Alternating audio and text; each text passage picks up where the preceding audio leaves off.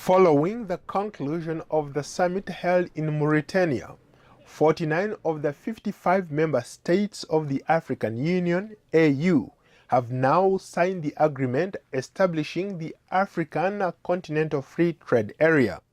A $2.3 trillion continental free trade zone encompassing 1.2 billion people would be the biggest in the world by member states, in a bid to increase intra-regional trade, which sits at a measly 15% of Africa's total commerce.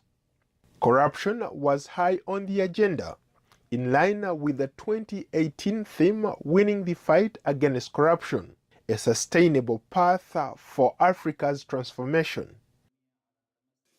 Nigerian President Muhammadu Buhari, the chairman of the AU anti-corruption effort, who has made cleaner governance his pet issue, led the bloc in the fight against corruption and encouraged member states to combat illicit financial flows, strengthen their national anti-corruption agencies, and invest in the demographic dividend, among other measures.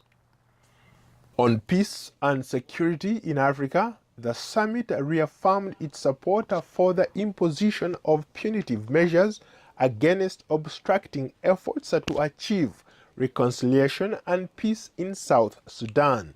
It also welcomes efforts to normalize relations between Ethiopia and Eritrea. During the summit, the AU chairman, Rwandan President Paul Kagame, indicated France as an essential partner in the fight against terrorism in Africa, and he emphasized that it was that reason why the AU was pleased to welcome French President Emmanuel Macron at the summit, which was overshadowed by security failings in the Sahel. Analysts say that when it comes to the issue of peace and conflict resolution, the AU, whose mandate is non-indifference, has done reasonably well, in contrast with its predecessor, the Organization of African Unity, OAU. The OAU adhered to a doctrine of non-interference, a policy that was not helpful to protecting or serving the African people. Critics said that despite structural reforms undertaken by the African Union, a constitutional crisis remains a prevalent issue in many African countries. The AU has also come under criticism for failing to deal with African leaders who engage in the shifting of the constitutional goalposts in order to remove or circumvent term limits. For example, some incumbent presidents have exploited the law by undermining democracy so as to extend their presidential term limits.